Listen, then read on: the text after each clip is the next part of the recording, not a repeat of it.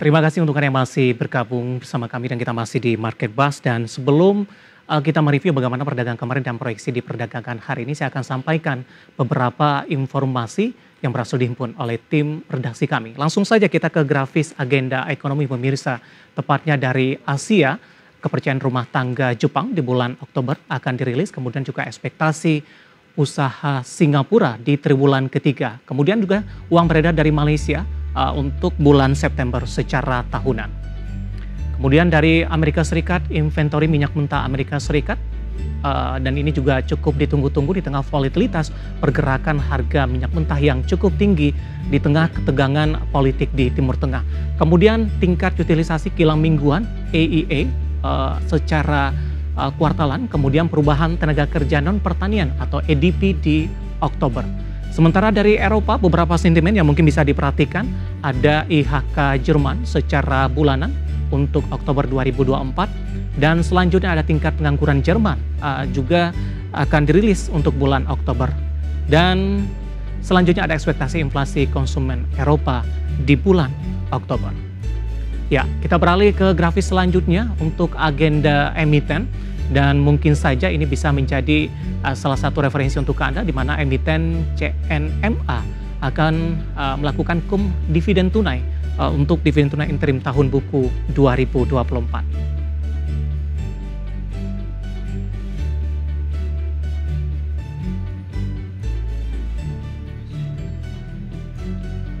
Dan untuk Asia, pemirsa, Nikkei mengalami penguatan di 0,91% untuk pagi ini. STI melemah di 0,24%, Kospi melemah di 0,44%, dan Hang Seng juga melemah di 0,55%.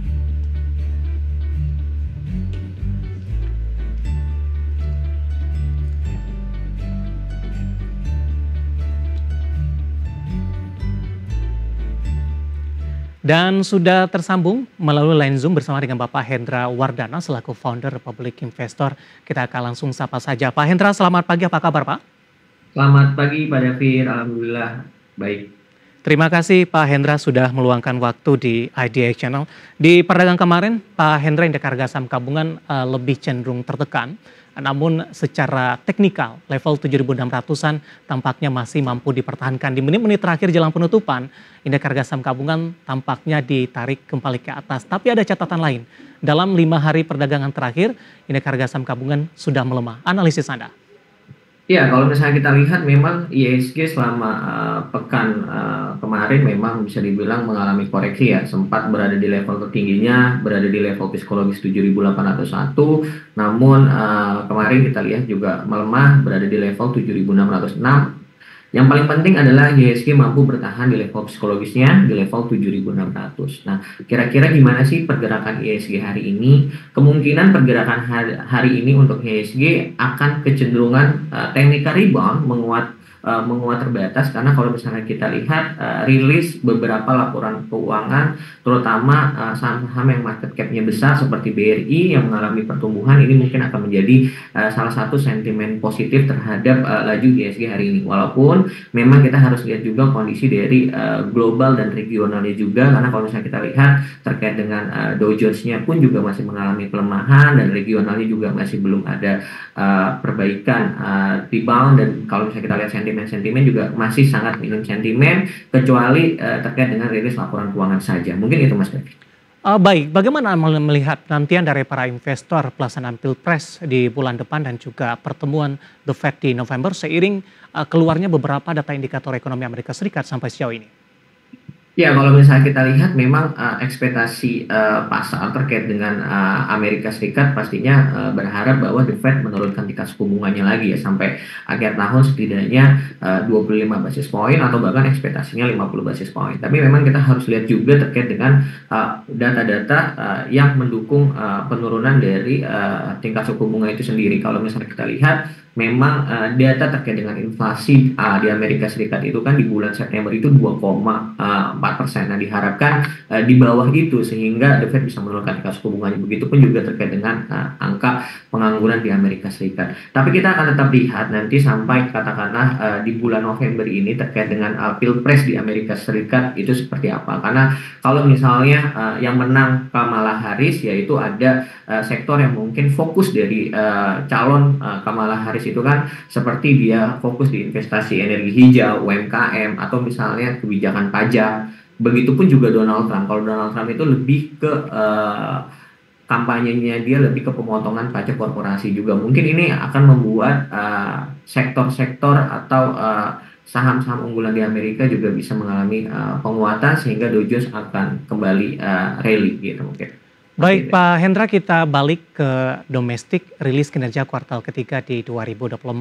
Biasanya momentum ini bisa memberikan efek positif kepada indeks harga saham gabungan mengalami penguatan. Tampaknya kondisi berbeda sampai sejauh ini. Meskipun secara keseluruhan belum merilis kinerja kuartal ketiga, namun beberapa saham big cap ini sudah merilis, tapi pengaruhnya terhadap indeks harga saham gabungan tidak terlalu signifikan, terutama untuk secara teknikal cenderung mengalami penguatan. Kondisi apa sebenarnya yang terjadi Pak Hendra?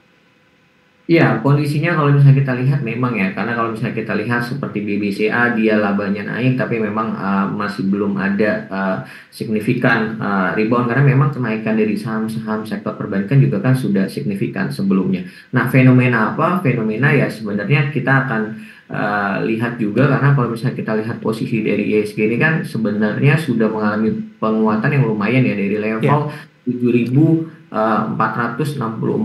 bottomnya, terus di awal Oktober kemarin itu sempat berada di level 7.800. Mungkin sudah sudah tercermin baik itu dari emiten dan dari pelantikan Pak Prabowo dan Mas Gibran ini, dan nanti kita akan lihat 100 hari kerja Presiden dan Wakil Presiden terpilih ini akan seperti apa terkait dengan langkah konkret dan kebijakan-kebijakannya. Karena kalau misalnya kita lihat perbankan juga ada sentimen negatif terkait dengan pemutihan, terkait dengan pemutihan petani dan sebagainya, terus juga terkait dengan Shrill Tax, kebijakan pemerintah yang notabene ingin menyelamatkan Shrill Tax. Cuma kan ini ada langkah yang mungkin harus dikorbankan ya. Ini nggak tahu nih dampaknya sejauh mana ke perbankan. Nanti kita akan lihat kebijakan apa yang diambil. Baik, saya langsung ke BBRI ini, Pak Hendra. Dengan pencapaian rilis kinerja kuartal ketiga, ini sudah keluar ini sebenarnya. Mereka akan melakukan konferensi sebenarnya di 8.30 pada pagi ini, tapi dari beberapa media ini juga sudah merilis ini. Secara keseluruhan, bagaimana Anda melihat koreksi yang cukup dalam terjadi untuk BBRI dalam beberapa pekan terakhir jika dibandingkan dengan perbankan big cap lainnya? BBRI tampaknya pelemahannya paling tinggi ini, Pak Hendra. Analisis Anda untuk dari BBRI dengan posisi semakin jauh dari level tertinggi yang pernah dicapai sebelumnya? Ya, kalau misalnya kita lihat saham BBRI, laba bersihnya sebenarnya tumbuh ya sebesar 2,43% secara kuartal ketiga. Tapi memang kalau misalnya kita lihat dari kondisi harga sahamnya sendiri memang terjadi tertingginya di level 5.575 yang terjadi pada saat 23 September, dan kemarin terakhir itu berada di level 4.700 ya. Sebenarnya kalau misalnya secara tren jangka pendek memang sebenarnya dalam fase yang downtrend. Nah, saya sih berharap kemungkinan hari ini akan cenderung menguat terbatas. Tapi kalau misalnya tipikal investornya yang konservatif, lebih baik buy on weakness aja, sabar di support klasiknya yang berada di level 4.520. Karena memang secara tren ya, BBRI masih dalam fase yang downtrend. Tapi kita lihat nanti apakah hari ini akan membuat laporan keuangan yang positif, sedikit akan membuat technical rebound atau tidak. Nanti kita akan lihat respon para investor hari ini. Baik, penutupan kemarin di 4.700 untuk BBRI, tadi sudah disampaikan buy on support di 4.500-an, dan lagi-lagi keputusan investasi tetap ada di tangan pemirsa ADX Channel. Kita bergeser ke BMRI, Pak Hendra. di mana BMRI direncanakan nanti sore ini baru Pak untuk merilis kinerja mereka kuartal ketiga. Tekanan yang cukup dalam juga sudah terjadi dan semakin jauh tampaknya dari level 7 ribuan yang sudah dicapai oleh BMRI sebelumnya. Iya, kalau misalnya untuk BMR sendiri, tapi ada perlawanan yang lumayan ya. Kenapa? Karena kalau misalnya kita lihat kemarin sempat terendahnya di level 6.825,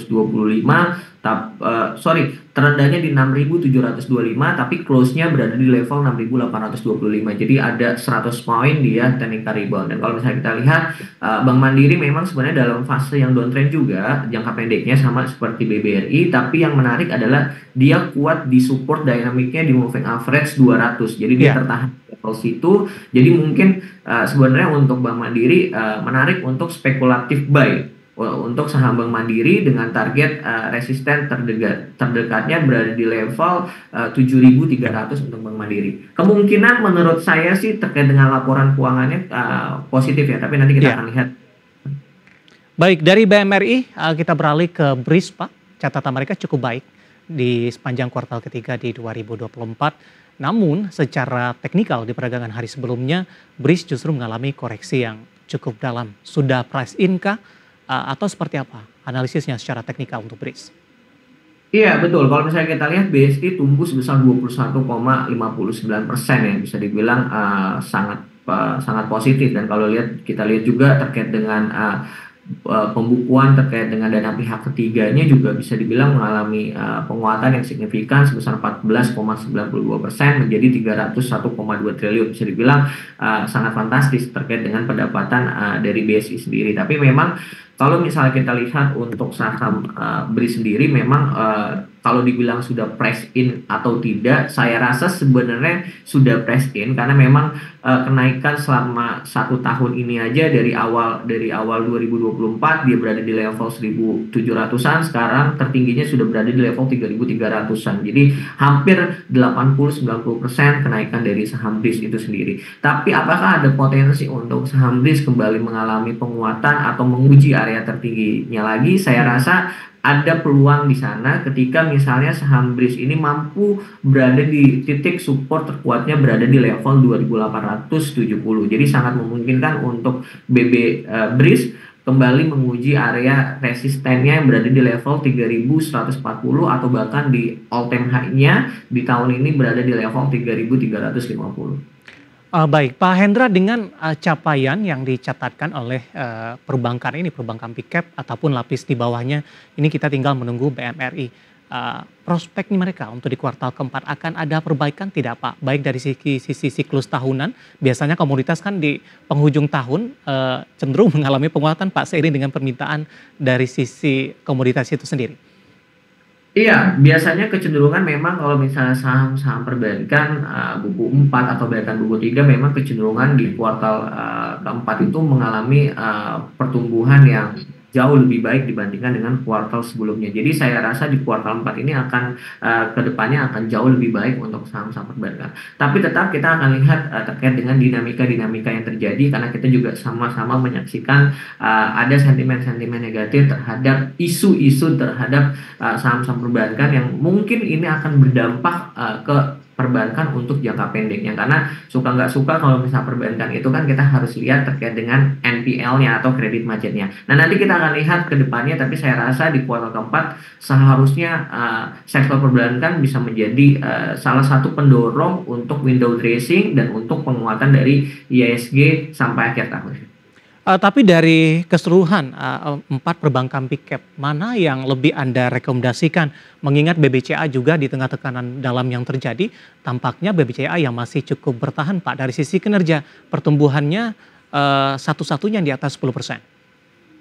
Iya, betul sekali. Karena kalau misalnya kita lihat memang BPCA bisa dibilang memiliki fundamental yang paling kuat gitu ya. Baik itu dari segi retailnya atau dari segi corporate-nya. Dan kalau misalnya kita lihat secara pengembalian returnnya atau penguatan dari saham BBCA bisa dibilang paling stabil gitu kan, paling stabil. Jadi walaupun memang kalau misalnya kita lihat hari ini BBCA juga gap down sebesar 1,97% dibuka hari ini, tapi selagi dia BBCA masih mampu berada di level 10.400, Ya. ini menjadi titik support yang menarik untuk saham BBCA. Baik, analisis untuk BBCA pembukaan hari ini 1,43% di 10.350, di mana perbankan big cap mendominasi dari sisi kapitalisasi di 10 besar dan pergerakannya tentu memberikan dampak terhadap indeks harga saham gabungan.